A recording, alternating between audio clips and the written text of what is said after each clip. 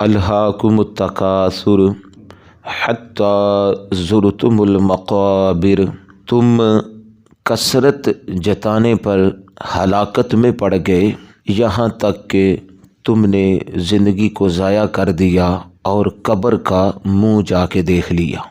इन दो आयात में अल्लाह ताला ने हज़रत इंसान की गफ़लत से बड़ी ज़िंदगी का ज़ाया होने का तज़किरा किया है कि हज़रत इंसान अपनी सारी ज़िंदगी गफ़लत में गुजार देता है और ज़िंदगी की हकीकत से आगाह नहीं होता और मकसद हयात को खो देता है, यहाँ तक कि वो कब्र का मुंह जाके देख लेता है।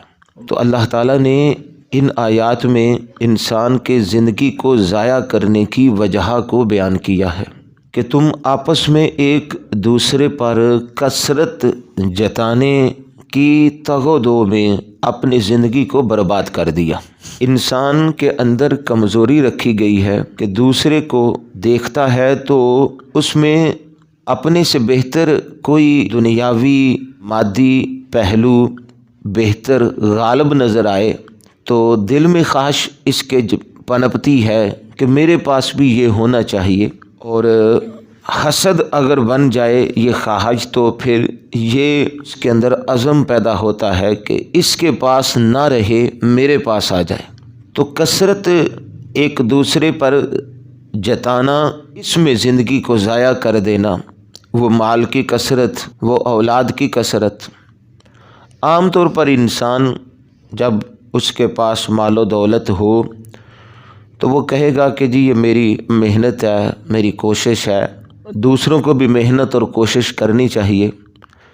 लेकिन इंसान तब आजमाया जाता है जब उसके बराबर का कोई हो। उस वक़्त वो देखता है कि मेरे पास भी इस तरह की सहूलत और आसाइश और वसाइल होते, मैं भी इस तरह यूं चमक दमक में नज़र आता। तो बराबर में जब पोजीशन आती है तो उस वक़्त फिर गलबा ऊपर का सोचने की तरफ इंसान चल पड़ता है।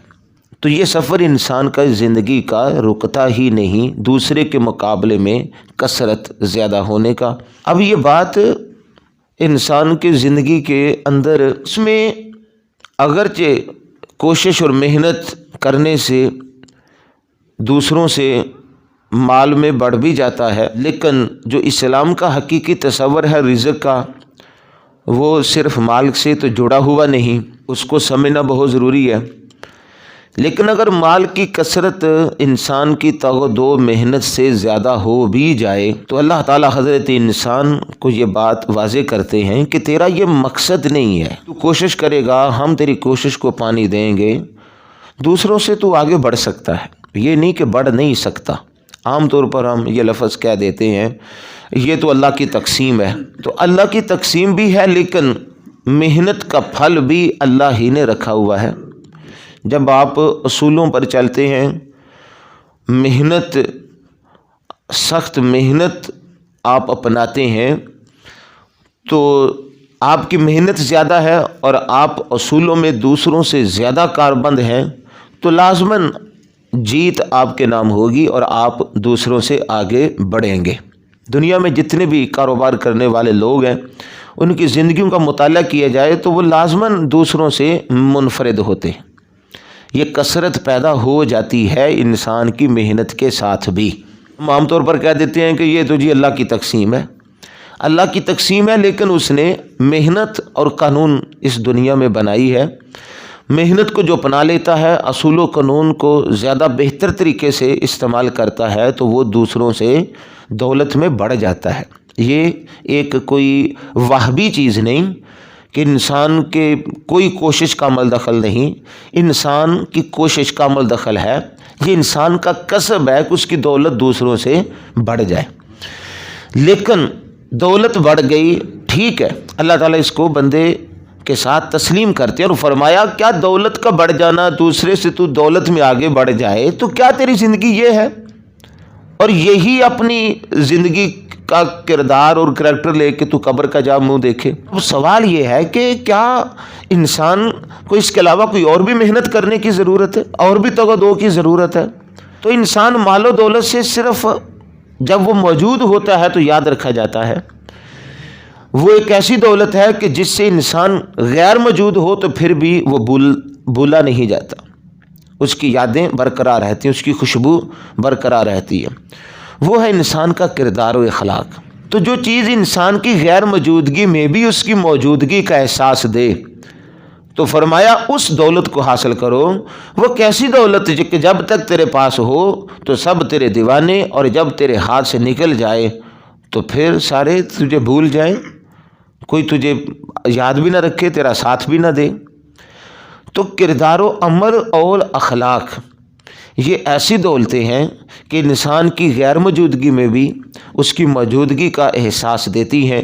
دنیا سے چلا بھی جاتا ہے تو اپنے عمل سے ایسے لگتا ہے کہ وہ گیا نہیں، اس کے اعمال لوگوں کے اندر موجودگی کا احساس پیدا کرتے ہیں، لوگ اس کے جانے کے بعد بھی اس کے کردار سے اپنائیت محسوس کرتے ہیں۔ وہ اس لیے کہ اس کے اخلاق و کردار سے لوگوں کے اندر خود ایک تسکین جڑی ہوتی ہے، لوگوں کے دلوں میں اطمینان جڑا ہوتا ہے کہ اس کے اخلاق و کردار سے ہمارے سماج میں یہ بھلائی پیدا ہوئی، مجھے یہ اصلاح کی توفیق ملی۔ جس کسی کے ساتھ اس کی نیکی کا اثر جڑا ہوگا وہ شخص کبھی بھی اس کی غیر موجودگی کو نہیں سمجھ سکتا، وہ کہے گا کہ اس کی موجودگی کا احساس اب بھی ہے۔ تو اگر ہم اس نقطے کو سمجھ جائیں تو پھر پتہ چلتا ہے کہ حضرت انسان صرف کردار و اخلاق کا نام ہے، باقی وہ صرف ایک وہم ہے، ایک ڈھانچہ ہے، ایک خاکہ ہے۔ وہ موجود ہے تو اس کے ساتھ چیزیں مادی جڑی ہوئی ہیں، وہ موجود نہیں ہے تو پھر ایسے ہوتا ہے کہ جیسے کبھی دنیا میں آیا ہی نہیں، وہ ہے ہی نہیں۔ تو جب یہ تصور آئے گا تو پھر سمجھ لیجئے کہ اس کا ہونا نہ ہونا ایک برابر ہو گیا۔ لیکن جب انسان اپنے اندر کردار اور اعلی اخلاق پیدا کر لیتا ہے تو پھر اس کی ایک نئی زندگی دنیا میں جنم لیتی ہے، اور وہ زندگی ایسی ہے کہ اللہ تعالیٰ اس کو مٹنے نہیں دیتا۔ قرآن مجید کی مختلف آیات اس بات کی گواہی دیتی ہیں کہ اس انسان کا وجود نہیں مٹتا، تو وہ وجود روحانی وجود ہوتا ہے، کردار اور اخلاق کا وجود ہوتا ہے۔ تو وہ وجود، اب صحابہ کی زندگیاں دیکھ لیں، تابعین کی زندگیاں دیکھ لیں، کب سے دنیا سے رخصت ہو گئے، لیکن ہر صحابی کے ساتھ ایسا کردار جڑا ہوا ہے، ہر صحابی کے اندر کوئی ایسا اخلاقی وصف ہے کہ ہم بلانا بھی چاہیں تو بلا نہیں سکتے۔ میں پچھلے دنوں میں ریسرچ پڑھ رہا تھا صلاح الدین ایوبی کی بابت، کہ دیکھیں صلاح الدین ایوبی نے بیت المقدس کو فتح کیا، ساری زندگی اس کی عیسائیوں کے ساتھ لڑتے بڑھتے گزر گئی، لیکن مسلمان بھی اس کو یاد رکھتے ہیں۔ لیکن آج یورپ مسلمان بادشاہوں میں سب سے زیادہ جس کو یاد رکھتا ہے وہ صلاح الدین ایوبی ہے۔ جدید یورپ مسلمان بادشاہوں میں جس کو سب سے زیادہ یاد رکھتا ہے وہ صلاح الدین ایوبی ہے۔ بڑی حیرت کی بات ہے، جس کی ساری زندگی عیسائیوں کے ساتھ لڑتے گزر گئی، آج سب سے زیادہ اسی کو سلوٹ دیا جاتا ہے۔ وہ وجہ کیا ہے کہ جب بیت المقدس کو صلاح الدین ایوبی نے فتح کیا تو اس نے دوسرے مذاہب کے لوگ، عیسائی اور یہودی، ان کے ساتھ جو سلوک روا رکھا، معاشرے کے اندر ان کو جو مساوات دی، معاشرے کے اندر ان کو رہنے کے جو حقوق مہیا کیے، یورپ آج تک اس کو یاد رکھتا ہے، اور وہ لوگ آج تک اس کو سلوٹ مارتے ہیں، یا کسی ملک میں انہوں نے اس کا مجسمہ بنایا ہوا ہے۔ تو حیرت کی بات ہے، جو ساری زندگی ان سے لڑتا رہا وہی ان کا آئیڈیل قرار پایا۔